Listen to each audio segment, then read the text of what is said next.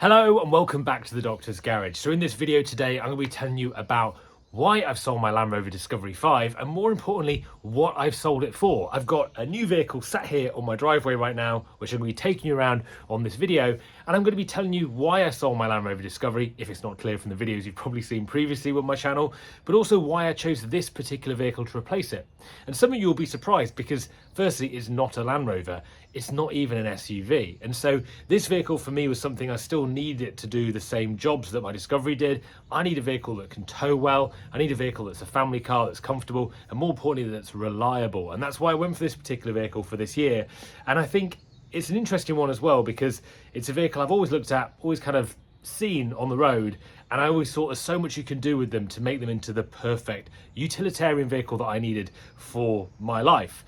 I've obviously had Land Rover Defenders before, and as good as they are for camping, outdoor living, they're still not the most comfortable vehicles. And when you've got a family and young children, a Defender's quite hard to live with if you want to be able to use it regularly as a utility vehicle on holidays, outdoor activities, which I do quite a lot of, such as kite surfing, tow a touring caravan, tow a boat, launch and land a boat. The Discovery was great for some of that, but it also sometimes wasn't so good, and particularly when it broke down and was unreliable, I just couldn't deal with going through another year of having the same problems. And I'm not saying all Land Rovers have those problems, I would just say my experience in that part with that vehicle I had has not been great. As you know, and if you haven't seen it already, you can watch the videos on my channel where I talk a lot in detail about the problems I've had with my Land Rover Discovery 5. So I was kind of over that. And when I was selling my Discovery, I didn't want to sell it privately because of the problems it had the new engine, the new timing changes, and everything else with it. I wanted to sell it to someone that knew what they were getting into, and as a result, I sold it to a dealer in the end.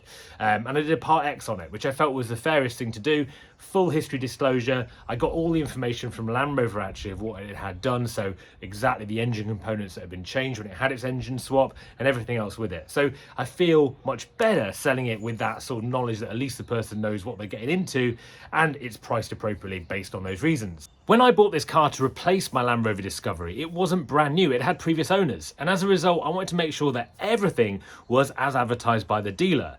That's why I used a website called Car Vertical, which is a vehicle checking website, and it tells you if the vehicle's been written off, if it's been crashed, what the mileage is like, everything you would want to know if you were buying a new vehicle. I can highly recommend them, and I have a code DOCTOR which gets you 20% off your next vehicle check. If you click the link in the description, pinned in the comments or description below, you can head over to Car Vertical and check your next car out before you buy it to make sure you're buying a good one.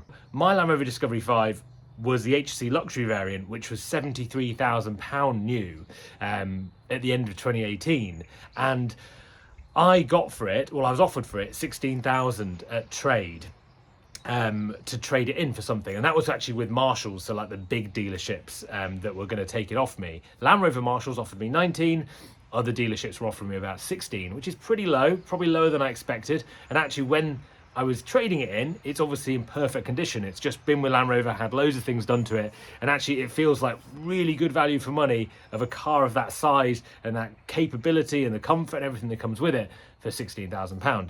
But nevertheless, I didn't want to go into this year knowing that I might have further troubles this summer, so we got rid of it. And I did it with a Part X for this particular vehicle. So come with me, let's go and take a look at my replacement for my Discovery. So here is the replacement for my Land Rover Discovery. It's a 2021 Ford Ranger Wildtrak, completely stock at the moment. And it's actually a really low mileage example. So it's done 9,000 miles. It's been owned by one previous owner, which was a business fleet owner. And it's actually in really good condition. It's pretty much brand new.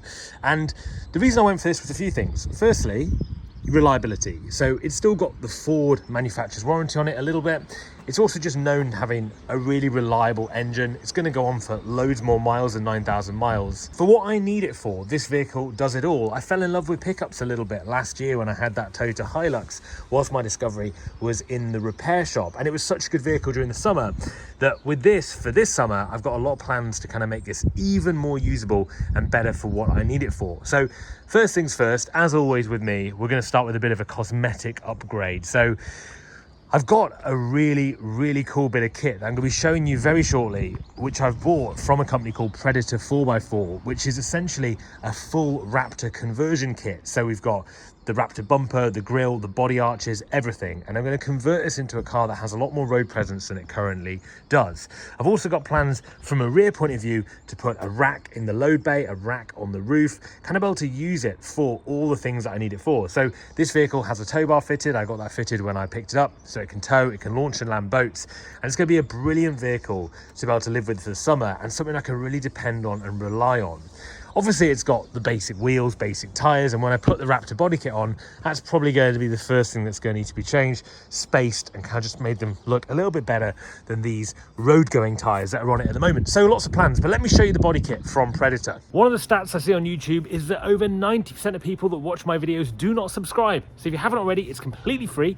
Click the button just down here, subscribe to the channel, and you'll be kept up to date with everything I'm doing with the vehicles I've got on the channel. So as you can see, I have a load of different parts from Predator. I've got every single body panel for the front and the rear, which I'm very excited about adding and kind of beefing up my Ranger a little bit more. So I'm going to be fitting this on the channel over a series of videos, seeing how that's going to go. These are meant to be fitted by a body shop. I'm going to give it a go and see how we get on. These are some of the parts that I've got. I haven't got them all out of the boxes yet, but you can see we've got, this is the front wing. We've got a new bumper, the Raptor style bumper, which will completely transform that. I've also got the grille with Ford in it as well, which will just make it look a little bit better than it currently does. I think the problem with Rangers for me is they look narrow and they look quite skinny. And so I just want to widen that up and just generally give it a bit more road presence. And that's what we're going to be doing. So for example, this is the front left wing. Let me show you how this front one will fit and what the kind of look will be once we get it done. Now they've got a film on at the moment, but when you take it off, they're basically matte black. So the question is, if I put all these panels on the car, kind of covers up most of it apart from the bonnet, the doors, do I wrap the rest of the car in matte black, or do I get these sprayed? That is the question. So this front panel, for example, you can see where all the kind of sticky 3M tape is. This will literally go here. And what you get from that is, you can see, you get a really nice broadening of the front of the truck. It just makes the whole arch in the front look that much more wider. You've got the kind of the ledge here, so for me completely changes the way the vehicle's going to look.